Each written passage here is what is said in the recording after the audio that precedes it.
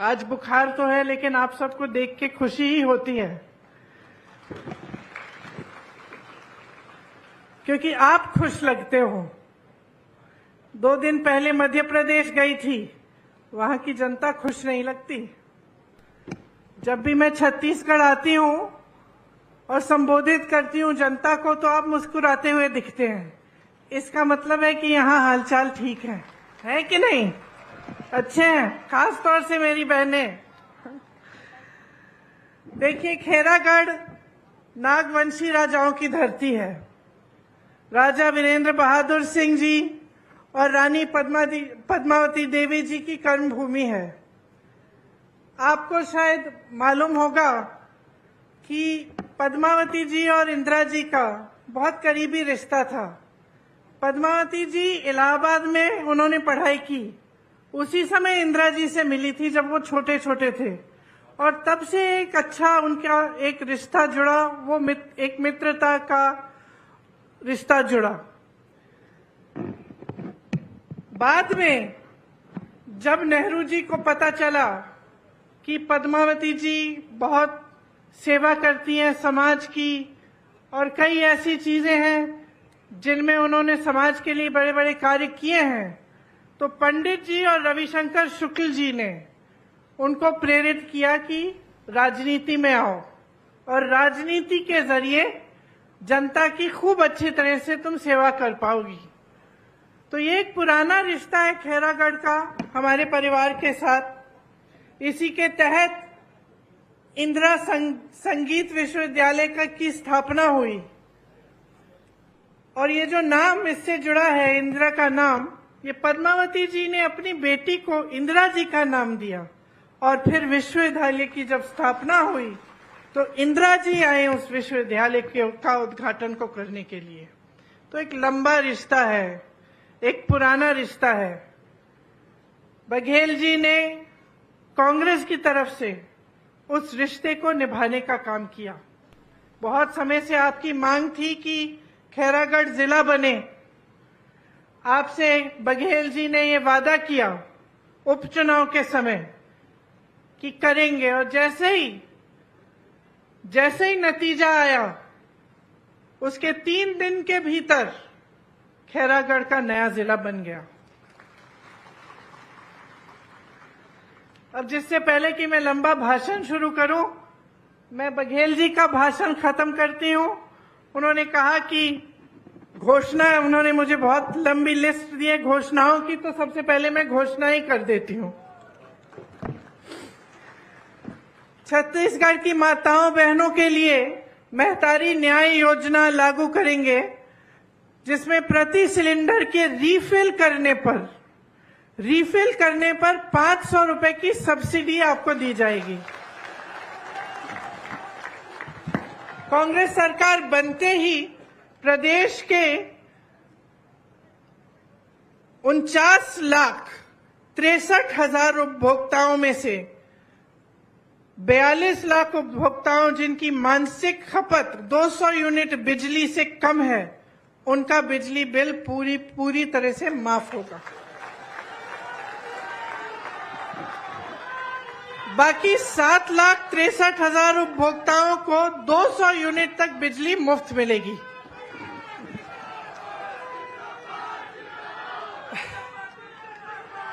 महिलाओं द्वारा संचालित स्वयं सहायता समूह के कर्ज को माफ किया जाएगा, और महिलाओं द्वारा सक्षम योजना अंतर्गत लिए गए ऋण को भी माफ किया जाएगा। 700 नए ग्रामीण औद्योगिक पार्क बनेंगे। अभी 300 पार्क हैं, आगे 1000 ग्रामीण औद्योगिक पार्क हो जाएंगे।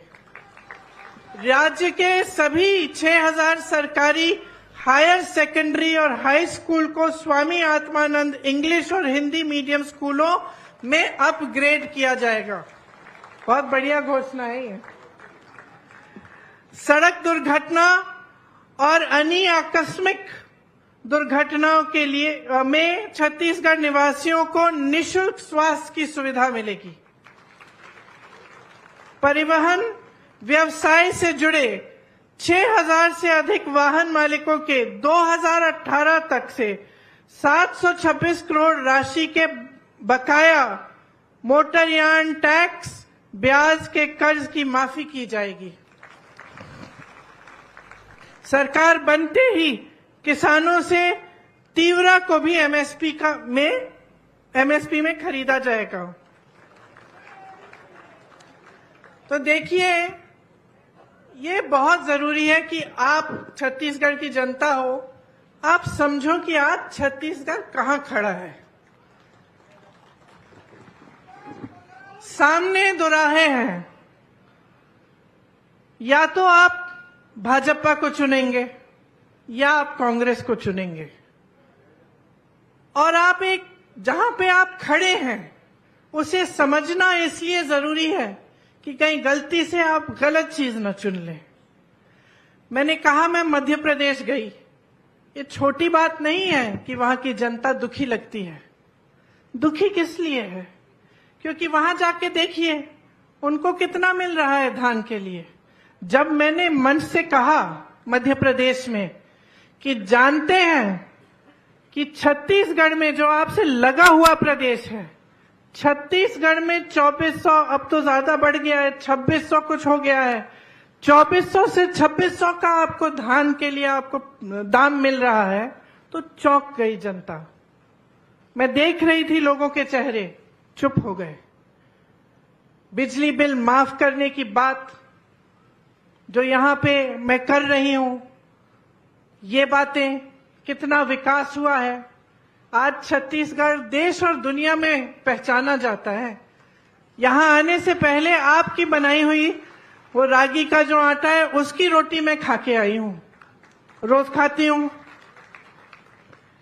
कहां आपने सोचा था कि जो वन के उपज हैं, 67 वन के उपजों के लिए आपको एमएसपी मिलेगी? क्या आपने सोचा था कि आपकी संस्कृति पूरे देश भर में फैलेगी, कि आपकी पहचान एक अलग पहचान बन जाएगी? क्या आपने सोचा था कि एक ऐसी सरकार आएगी जो आपको केंद्र सरकार की नीतियों से बचा कर रखेगी?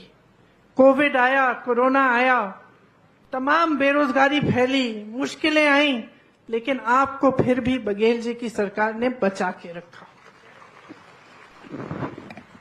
देश भर में जितनी बेरोजगारी आज है 45 सालों में नहीं हुई है, इतनी बढ़ गई है बेरोजगारी। छत्तीसगढ़ वो प्रदेश है जिसमें पूरे देश भर से सबसे कम बेरोजगारी है। आज पलायन बहुत होता था, नौकरियां नहीं मिलती थी प्रदेश में, लोग जाते थे शहरों में, बड़े बड़े शहरों में, अन्य प्रदेशों में रोजगार ढूंढने के लिए। आज आपकी परिस्थिति यह है कि आज के खेती किसानी छत्तीसगढ़ में बढ़ रही है। दूसरे प्रदेशों से लोग यहां आ रहे हैं। दिल्ली में मैं कुछ उद्योगपतियों से ऐसे ही मैं मिली, मुझे कह रहे थे कि सुना है कि रायपुर सबसे अच्छी जगह बन गई है बिजनेस करने के लिए, वहां से यहां आ रहे हैं। आपका प्रदेश आज इस जगह खड़ा है जहां आपके आत्मसम्मान को बढ़ाया गया है। देश में आपका मान सम्मान सबसे ऊंचा है, सबसे कम बेरोजगारी है, खेती से अच्छी कमाई हो रही है, सरकार से राहत मिल रही है हर चीज के लिए, चाहे वो गैस का सिलेंडर हो, चाहे महंगाई हो, चाहे बच्चों का इलाज हो। तो आप यहां खड़े हैं। और आपके साथ वाले प्रदेश मध्य प्रदेश, मैं बताती हूं आपको, जानते हैं कितनी घोषणाएं की हैं इन्होंने, इनकी सरकार ने? बताइए कितनी घोषणाएं की होंगी? 100, 1000, कितनी की होंगी? 22,000 घोषणाएं की होंगी। 22,000 घोषणाएं की हैं, और मैं दावे के साथ कह सकती हूं आधी भी पूरी नहीं होंगी। और यहां आपकी सरकार, उपचुनाव में घोषणा हुई कि आपका जिला बनेगा, नतीजे निकलने के 2 दिन बाद, 3 दिन बाद बन गया। जहां 22,000 घोषणाएं इन्होंने की, 220 घोटाले किए हैं। 250 शायद 250 महीनों की या हफ्तों की सरकार है, 220 इन्होंने घोटाले कर डाले, हर चीज में घोटाले। यहां पे आपको जो सरकार मिल रही है वो दिन रात आपके लिए काम कर रही है, और ये मैंने अपने आंखों से देखा है। बघेल जी के साथ मैंने काम किया, उत्तर प्रदेश में प्रभारी थे कांग्रेस पार्टी के, उसके बाद हिमाचल प्रदेश में हमने काम किया, और मैंने देखा कि किस तरह से दिन रात आपके लिए काम हो रहा है। चाहे वो हिमाचल में हो, उत्तर प्रदेश में हो, चिंता आपकी है कि मैं क्या करूंगा, किस तरह से मैं महिलाओं को आगे बढ़ाऊंगा। गर्व से कहते हैं कि दीदी हमारे यहां महिलाएं सबसे ज्यादा सक्षम हैं। आप क्या सोच सकते थे कि जहां पूरा उत्तर भारत जूझ रहा है आवारा पशुओं की समस्या से, आपकी जैसे बहनें सुबह से लेकर शाम तक धूप में पहरेदारी करती हैं अपनी खेतों की, कि आवारा पशु आएगा खेत खा जाएगा, रात को भी नहीं छोड़ते, किसान रात भर बैठे रहते हैं। और ये आज का सिलसिला नहीं है, ये 5-6 सालों से चल रहा है। क्या आप सोच सकते थे कि आपके यहाँ ये समस्या हल इस तरह होगी कि आप उससे कमा भी जाएंगे, कि गोबर खरीदा जाएगा आपसे, कि गौठान ऐसे बनाए जाएंगे जहां पे महिलाओं को लाखों रुपए का फायदा हो रहा है। पिछली बार मैं यहां आई, महिलाओं से मिली, गौठान के बारे में बात की, क्योंकि एक उन्होंने वो दिखा रहे थे कि किस तरह का गौठान है, किस तरह के काम होते हैं। मैंने पूछा कितना कमाती हो बहन? एक ने कहा 1 लाख, किसी और ने कहा 6 लाख दीदी। तो आप सोच सकते थे कि एक ऐसी इतनी बड़ी समस्या पूरे उत्तर भारत में है, आज भी है, आज भी रो रहे हैं किसान। आपके यहाँ इस तरह से इतनी खूबसूरती से हल हो जाएगी कि इससे आपको रोजगार भी मिलेगा, महिलाएं सक्षम भी बन जाएंगी, गोबर भी बेच पा रही हैं, उससे भी कमा रही हैं, और ये समस्या हल हो गई। तो इसके लिए एक सोच की जरूरत होती है, और ये कांग्रेस पार्टी की ही सोच है जिसमें से भूपेश बघेल जी उभरे हैं। किसान के बेटे तो हैं, इसका मतलब है आपकी समस्याओं को अच्छी तरह से समझते हैं, क्योंकि आपका जीवन जानते हैं, जीवन जिया है उन्होंने। लेकिन ऊपर से एक सोच है हमारी पार्टी की, जो महात्मा गांधी जी की सोच थी। क्या सोच थी? कि देश का विकास तब तक पूरा नहीं होगा जब तक ग्रामीण विकास पूरा नहीं होगा, जब तक गरीब से गरीब जनता अपने पैरों पे खड़ी न हो पाए। ये है कांग्रेस पार्टी की सोच। पंचायती राज की जो सोच है, जिसके तहत आपको अपनी सत्ता अपने हाथों में दी गई, ये कांग्रेस पार्टी की सोच है। लोकतंत्र की सब समान दृष्टि से सबको देखा जाए, ये कांग्रेस पार्टी की सोच है। और लोकतंत्र जिसमें आपका सबसे बड़ा अधिकार, आपकी सबसे बड़ी शक्ति आपका वोट होता है।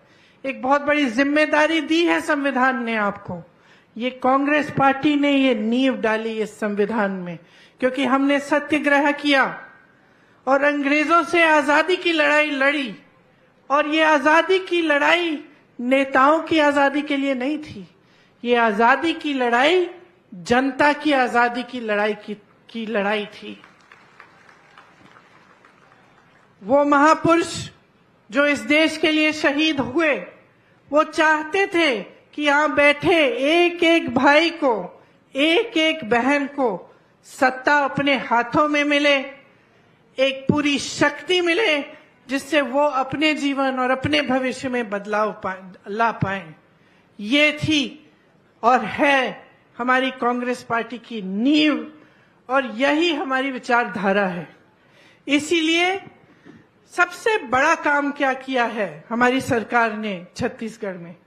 सबसे बड़ा काम ये किया है कि जो देश की संपत्ति केंद्र की सरकार देश की जनता से छीनी जा रही है, वो प्रदेश की सरकार ने देश की जनता को, प्रदेश की जनता को वापस दी है। सबसे बड़ा काम ये किया है कि जो आपकी संपत्ति है, आपका पैसा है, आप ही के जेब में गया है। ये योजनाएं जिनके बारे में हम बात करते हैं, चाहे रोजगार की योजना हो, चाहे महंगाई को कम करने की योजना हो, चाहे महिलाओं के विकास की योजना हो, ये सब क्या है? इसके लिए पैसे कहाँ से मिलते हैं? ये सरकार के पैसे सरकार जनता को दे रही है। जब हम सब्सिडी की बात करते हैं कि आप सिलेंडर को फिर से जब भरने जाएंगे आपको 500 रुपए मिलेंगे, इसका मतलब है कि हम जो आपकी संपत्ति है, जो सरकार के पास पड़ी है, उसमें से निकालकर आपको वापस पैसे दे रहे हैं। लेकिन केंद्र की सरकार क्या कर रही है? वही संपत्ति छीनकर बड़े बड़े उद्योगपतियों को दे रही है। तो अडानी जैसे जो बड़े बड़े उद्योगपति हैं, जिनको सारी खदानें दी जाती हैं, सारे बंदरगाह, सारे हवाई अड्डे, सारे बड़े बड़े कंपनियां, सरकारी कंपनियां, ये तो आपकी संपत्ति है जो दी जा रही है। आपको रोजगार मिलता था, वहां से आपके बच्चों का भविष्य बनता था, आपको पेंशन मिलता था। तो ये सब संपत्ति जो आपकी है, ये इन बड़े बड़े उद्योगपतियों को सौंपी जा रही है, कौड़ियों की दाम पे बेची जा रही है, और देश की जनता कुछ कर नहीं पा रही है। देखती जा रही है कि एक के बाद एक, चाहे BHEL हो, HAL हो, रेलवे हो, कुछ भी हो, एक के बाद एक बड़े बड़े उद्योगपतियों के हाथों में जा रही है। हम समानता की बात करते हैं, हम कहते हैं कि सबको शक्ति मिलनी चाहिए, सबको सत्ता मिलनी चाहिए। जो जनता की संपत्ति है वो योजनाओं द्वारा जनता के लिए कार्य करके, विकास करवा के जनता के हाथों में वापस जाना चाहिए। ये लोग कहते हैं उठा के अपने उद्योगपति मित्रों को दे दो। तभी तो बेरोजगारी बढ़ रही है, क्योंकि जहां से रोजगार बनता है वो सब माध्यम इन्होंने बंद कर दिए हैं। तो अब आगे भविष्य में क्या किया जाए? अगर आप सोच समझ के नहीं अपना वोट अपने विवेक से आप नहीं वोट देंगे, तो आगे जाके छत्तीसगढ़ में यही नौबत आएगी। जितना काम सरकार ने किया है, आज जितने बड़े बड़े काम आपके लिए किए गए हैं, वो सब ठप हो जाएंगे, सब बंद हो जाएंगे। आज आपके प्रदेश को देख के लोग कहते हैं छत्तीसगढ़ का मॉडल गुजरात मॉडल से कहीं अच्छा है। वो तो दिखावे का मॉडल था, उसमें सब सुनहरा दिखता था, लेकिन हमने देख लिया है कि क्या हुआ। देश में इन्होंने यही मॉडल लागू किया, सारी संपत्ति उठा के अपने बड़े बड़े उद्योगपति मित्रों को दे दिए, बेरोजगारी बढ़ गई, महंगाई बढ़ाई, किसी को राहत नहीं दी। चाहे किसान हो, महंगाई से जूझ रहा है, डीजल पेट्रोल के दाम जूझ रहा है, परेशान है। चाहे युवा हो, रोजगार नहीं मिल रहे हैं। आपके यहां जैसे मैंने कहा, धान जो खरीदा जा रहा है सबसे ज्यादा 2640 रुपए का जो है, सबसे ज्यादा छत्तीसगढ़ में है। आज लाखों किसानों को 23,000 करोड़ रुपए तक इनपुट सब्सिडी दी गई है। लाखों किसानों को का कर्ज माफ किया गया है, 10,000 करोड़ रुपए तक कर्ज माफ किया गया है। बिजली बिल आधा किया, 5 लाख कृषि मजदूरों को 7,000 रुपए प्रति वर्ष दिया गया। वन उपज के जरिए आपको आपकी आय बढ़ाई गई, मिलेट प्रोडक्शन की बड़े बड़े प्लांट लगाए गए। बस्तर जो हिंसा के लिए जाना जाता था, आज अपने मिलेट के लिए जाना जा रहा है, अपनी संस्कृति के लिए जाना जा रहा है। इतने सारे बड़े बड़े काम किए। क्या आप चाहते हैं कि ये सब काम रुक जाएं? क्या आप चाहते हैं कि एक ऐसी सरकार आए जो 22,000 घोषणाएं करे लेकिन एक काम न कर पाए? क्या आप ये चाहते हैं? क्या आप चाहते हैं कि जो छत्तीसगढ़ का किसान है वो इसी तरह परेशान किया जाए जिस तरह पूरे देश भर में भाजपा की सरकारें किसानों को परेशान कर रही हैं? क्या आप चाहते हैं कि आप मेहनत से अपने बच्चों को पढ़ाएं लिखाएं लेकिन उन्हें रोजगार ही न मिले, कोई संभावना ही ना हो कि अपना भविष्य बना पाएं, जैसे तमाम भाजपा के प्रदेशों में है? या आप चाहते हैं कि इस तरह की सरकार आपके यहां चले जो आपके लिए दिन रात काम करे? आपको समझना पड़ेगा कि आप कहां पे हैं और आगे आपको कहां चल के जाना है। अगर 5 सालों के लिए एक ऐसी सरकार आ जाए जो आपके हित में काम न करे, तो नुकसान किसी नेता का नहीं होगा, नुकसान आपका होगा, आपके बच्चों का होगा, आपके भविष्य का होगा। महिलाओं के लिए मेरी बहनें बैठी हैं, कितनी अच्छी अच्छी योजनाएं हैं, सब बंद हो जाएंगी क्योंकि महिला को आगे बढ़ाना इनके जहन में ही नहीं है। आप देख लीजिए, मध्य प्रदेश जैसे 18 सालों से इनकी सत्ता है मध्य प्रदेश में, क्या किया इन्होंने महिलाओं को आगे बढ़ाने के लिए? सबसे ज्यादा हिंसा वही है महिलाओं पे, हर रोज 17 बलात्कार होते हैं, सुरक्षा ही नहीं है। लेकिन चुनाव से पहले, चुनाव से 2 महीने पहले लाडली बहना योजना निकाल दी कि हम आपको आपके खाते में हर महीने थोड़े से पैसे डालेंगे। क्या समझते हैं कि महिलाएं बेवकूफ हैं? 18 सालों से आपने कुछ नहीं किया महिलाओं के लिए, चुनाव आ रहा है, 2 महीने पहले आपने योजना निकाल दी और आप सोचते हैं कि महिलाएं आपको धड़ाधड़ वोट दे देंगी। ये सोच है इनकी। और यहां की सोच, 10,000 गौठान बनाए हैं जिससे आपको रोजगार मिलता है, आपका हुनर बढ़ाया जाता है, आपको रोजगार देने का काम किया है। मैं बात कर रही थी बघेल जी से कि आरक्षण होना चाहिए महिलाओं के लिए सरकारी नौकरियों में, कहते हैं यहां तो पहले से है, यहां तो सबसे ज्यादा नौकरियां, सबसे ज्यादा सक्षम महिलाएं हैं। तो ये एक सोच होती है, सोच ये है कि आपको आगे बढ़ाना है, आपका विकास करना है। ये सोच नहीं है कि चुनाव आएगा घोषणा कर देंगे, लोगों को फुसला देंगे, चुनाव आ रहा है धर्म की बात कर लेंगे, लोगों का ध्यान भटका देंगे, लोगों के जज्बात धर्म से जुड़े ही हैं, हमें वोट मिल जाएगा, सत्ता में रह जाएंगे, बाकी बाद में देखा जाएगा। ये सोच नहीं है, ये भाजपा की सोच है और ये सोच हमने बार बार बार बार देखी है। एक मुख्यमंत्री आपके, एक सरकार आपकी जो आपके लिए काम करके दिखाना चाहती है, जिन्होंने जो कहते हैं कि मेरे से कुछ भी सवाल पूछ लो, समस्या है आकर बताओ, उसको सुलझाने का रास्ता मैं निकालूंगा। और दूसरे वो जो सिर्फ आपका ध्यान भटकाने का काम करते हैं। 2 चीजों में बहुत फर्क है बहनों, क्योंकि जब नेता को मालूम हो जाता है ना कि उसे काम करने की जरूरत नहीं है, कि चुनाव आएगा मैं कोई अच्छी सी घोषणा कर दूंगा, मैं धर्म की बातें कर दूंगा, लोगों में भय, दिलों में भय डाल दूंगा और बोलूंगा कि भाई तुम्हारे धर्म को सुरक्षित रखने वाला मैं हूं और धर्म के आधार पर मैं वोट मांग लूंगा तो मेरी नैया पार हो जाएगी। वो बहुत अलग तरह का नेता होता है।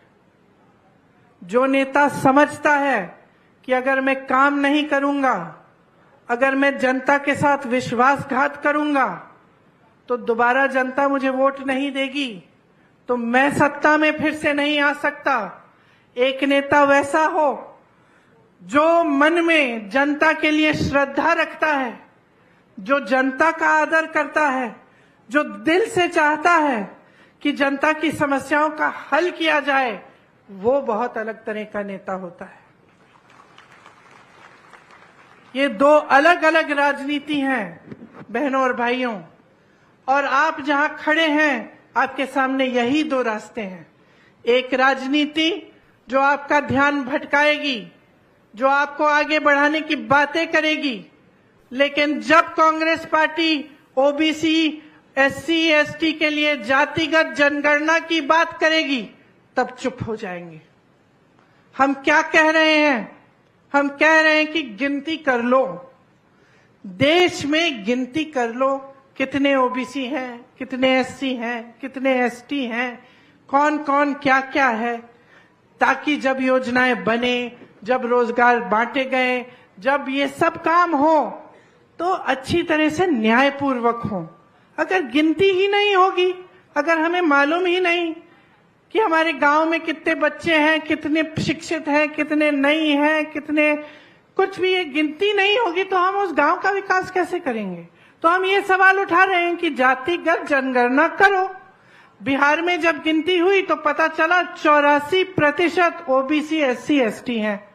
अब 84% ओबीसी SC ST हैं, लेकिन आप जितने भी देश के बड़े बड़े आप देखो, चाहे आप उद्योगपतियों को देखो, चाहे मीडिया वालों को देखो, चाहे आप सरकार के सचिवों को देखो, चाहे कहीं भी देखो, तो ये 84% आपका प्रतिनिधित्व नहीं दिखता। तो सारी हमारी कांग्रेस की पार्टी कह रही है कि गिनती करो। भाजपा जो सालों से कहती चली आ रही है कि हम ओबीसी वर्ग, SC वर्ग, ST का उत्थान करना चाहते हैं, मना कर रहे हैं, कह रहे हैं कि नहीं करनी, गिनती ही नहीं करनी। अरे गिनती नहीं करोगे तो विकास कैसे करोगे? महिला आरक्षण की बात करते हैं, बिल पास कर देते हैं और धूमधाम से मीडिया बाजी, मोदी जी को सब महिलाएं नमस्कार कर रही हैं कि आपने क्या कर दिया, किसी ने नहीं किया आपसे पहले। बाद में पता चलता है कि ये पास तो हो गई, 10 सालों के लिए लागू नहीं होगी। तो 10 सालों के लिए महिलाओं को अधिकार ही नहीं मिलेगा। तो मीडियाबाजी हो जाती है, प्रचार हो जाता है, पब्लिसिटी हो जाती है, जमीन पर काम नहीं उतरता। बहनों और भाइयों, ये इनकी राजनीति है और एक हमारी राजनीति है जो आप में फूट फैलाना नहीं चाहती। हम आपको अलग नहीं करना चाहते, हम चाहते हैं कि आप सब एक हो और एक होकर आपका विकास हो। हम चाहते हैं कि महिलाएं, ओबीसी, SC ST सारे वर्ग, सबका विकास हो, गरीब से गरीब के घर में रोजगार हो, थोड़ा सा पैसा हो कि कम से कम आगे भविष्य में कुछ उम्मीद रहे। हम चाहते हैं कि आप आगे बढ़ें और आपको इस तरह की परेशानियां न हो जो आप पे थोपी जाती हैं, और ऐसी नीतियां न हो जो आपकी सारी संपत्ति जो आपका है, आपके देश को, आपकी सत्ता को आपके हाथों से छीन ले और बड़े बड़े उद्योगपतियों को दे। यहाँ OPS लागू है, जो सरकारी अधिकारी हैं वो सब जानते हैं, वहां मेरे पुलिसकर्मी भाई खड़े हैं, वो सब जानते हैं कि एक ही मांग है, एक ही मांग है आज इनकी कि हमें पुराना पेंशन दे दो। क्योंकि हम 20 साल काम करते हैं, दिन रात एक करते हैं, हम भी देश की सेवा कर रहे हैं, तो हमें बुढ़ापे में थोड़ी सी सुरक्षा चाहिए। इसीलिए तो हमने जब हम नौजवान थे हमने सरकारी नौकरी ली। आज आप कह रहे हो कि पुराना पेंशन नहीं मिलेगा और हमारा पेंशन सुरक्षित ही नहीं रहा। और इनकी भाजपा की सरकारों वाले प्रदेश में कोई सुनवाई नहीं है। जहां जहां कांग्रेस की सरकार है वहां वहां OPS लागू है। यहां लागू है, राजस्थान में लागू है, हिमाचल प्रदेश में लागू है, कर्नाटका में लागू है। तो बस यही बातें आपको मैं कहना चाहती हूं। आप इस मोड़ पे आ गए हो, कुछ दिनों में वोट डालने जाओगे, तो सोच समझ के अपना वोट डालोगे या धर्म के बहकावे में या किसी की झूठी घोषणाओं के बहकावे में डालोगे, ये आप समझ लो।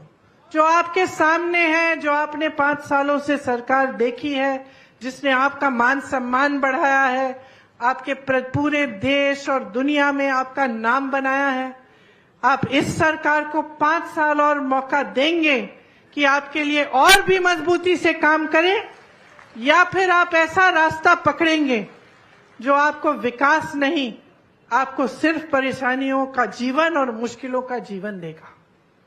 आप सोच समझकर अपना वोट डालिए।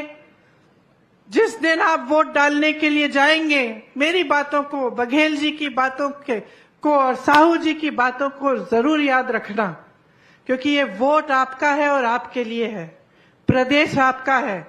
इसमें कितना अच्छा हो सकता है वो आप देख चुके हैं, और भी देखने को बाकी है। बहुत और काम हो सकता है आपके सहयोग से, और इससे पहले जो हो रहा था वो भी आपने देख लिया है, आसपास के प्रदेशों में जो हो रहा है वो भी आपने देख लिया है। तो सोच समझकर जागरूक बन के अपना वोट डालिए, और मैं जानती हूं कि आप जब जागरूक बन के अपना वोट डालेंगे तो आपका वोट सिर्फ और सिर्फ कांग्रेस पार्टी को जाएगा, और एक बार फिर कांग्रेस की सरकार आपके प्रदेश में आएगी, और आप देखेंगे कि जो घोषणाएं मैं आज करके जा रही हूं, एक नहीं सारी की सारी पूरी होंगी। आप सबको बहुत बहुत धन्यवाद। बहुत ध्यान से आपने बातें सुनी। ज्यादा समय नहीं लेना चाहती। जय हिंद।